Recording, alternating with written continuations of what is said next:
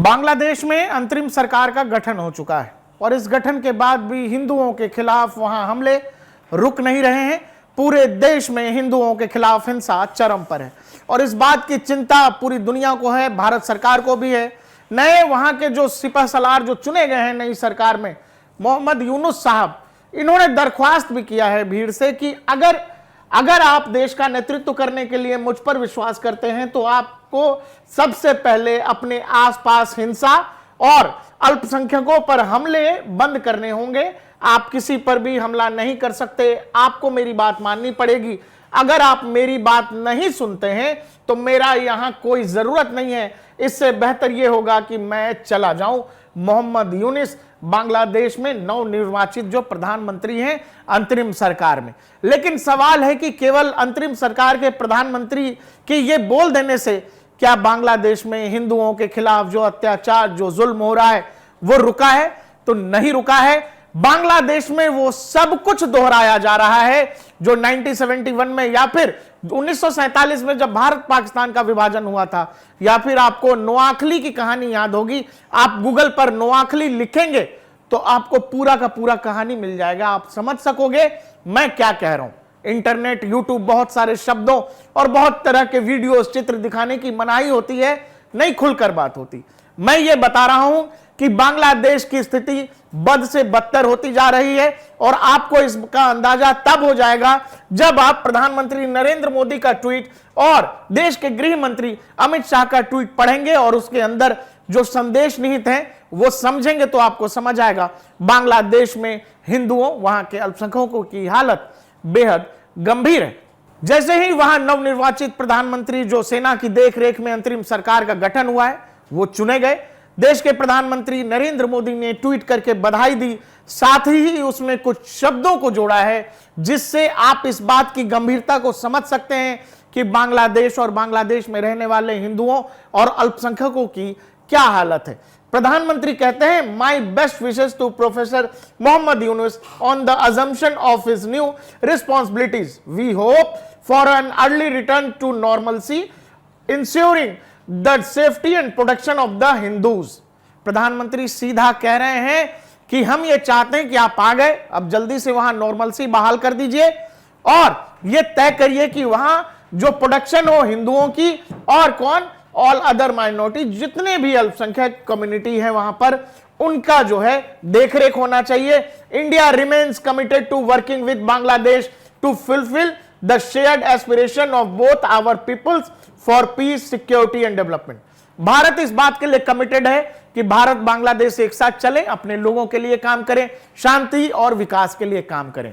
प्रधानमंत्री का इस ट्वीट में हिंदुओं का जिक्र करना यह बहुत बड़ी बात है और दूसरा ये एक तरह का मैसेज है बांग्लादेश में रह रहे हिंदुओं के लिए भी और बांग्लादेश सरकार के लिए भी, जो नई सरकार, इवन वहां सेना के लिए भी मैसेज है कि वो जो कुछ वहां पर हो रहा है उसको रोका जाए।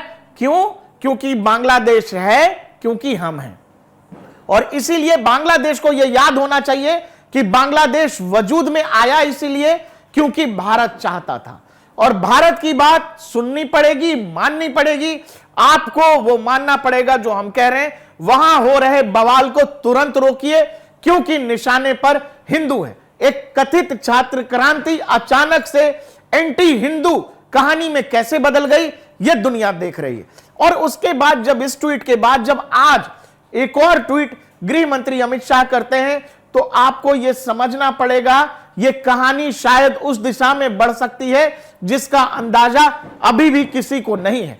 देश के गृह मंत्री अमित शाह कहते हैं कि in the wake of ongoing situation in Bangladesh, the Modi government has constituted a committee to monitor the current situation on the Indo-Bangladesh border.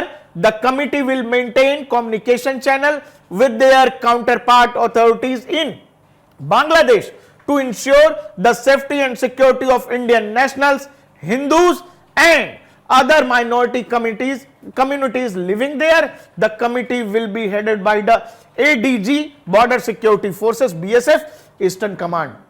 देश के गृह मंत्री ने इसमें इतना कुछ कह दिया है जो आप अगर इस पर ऐसे लिखना चाहेंगे, लेख लिखना चाहेंगे या देश की डिफेंस और डिप्लोमेसी को समझने वाले लोग अगर इस ट्वीट को पढ़ेंगे, इसमें बहुत सारे संदेश हैं, बहुत सारे संदेश हैं और ये संदेश बेहद गंभीर है। और बांग्लादेश सरकार को, वहां की सेना को, इवन भारत में रहने वाले वो लोग जो कह रहे हैं कि वहां छात्र क्रांति हो रही है, वहां कोई क्रांति हो रही थी, उनको भी ये समझना पड़ेगा।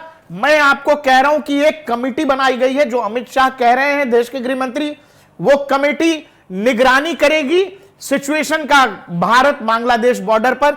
दर्शकों, आपको मैं बताता चल रहा हूं कि लगातार भारत बांग्लादेश बॉर्डर पर, जो वेस्ट बंगाल से सटा हुआ इलाका है, वहां लगातार बॉर्डर पर हिंदू इकट्ठा हो रहे हैं, लगातार वहां भीड़ बढ़ती जा रही है।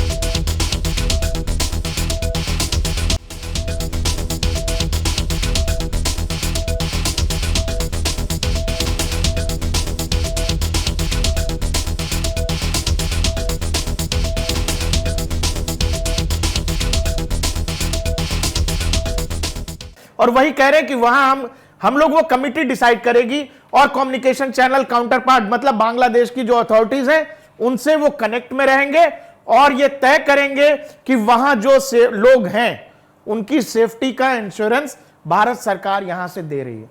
तो बांग्लादेश के अंदर जो भी हिंदुओं के खिलाफ वहां एक तरह का जो हिंसा चल रही है, जो इस तरह की कहानी चल रही है, वो एक मैसेज यहां से, क्योंकि वहां रह रहे लोगों को भी उम्मीद भारत से ही है, तो ये मैसेज बांग्लादेश में रहने वाले उन हिंदुओं के लिए है और वहां की सेना, सरकार, सबके लिए।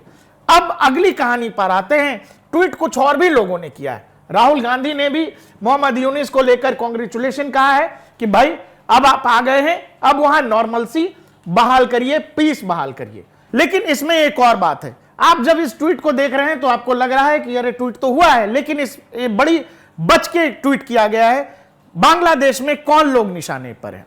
बांग्लादेश में वहां के अल्पसंख्यक, वहां के हिंदू निशाने पर हैं। सीधा सीधा एक कथित छात्र आंदोलन अचानक से एंटी हिंदू हो जाता है और वो एक शब्द राहुल गांधी ने कहीं भी जिक्र नहीं किया है, जबकि ज्ञात हो कि बांग्लादेश हमारा ही कभी हिस्सा हुआ करता था, वेस्ट बंगाल का, और अब हमारे पड़ोस का एक और देश है, हमारा पड़ोसी देश है।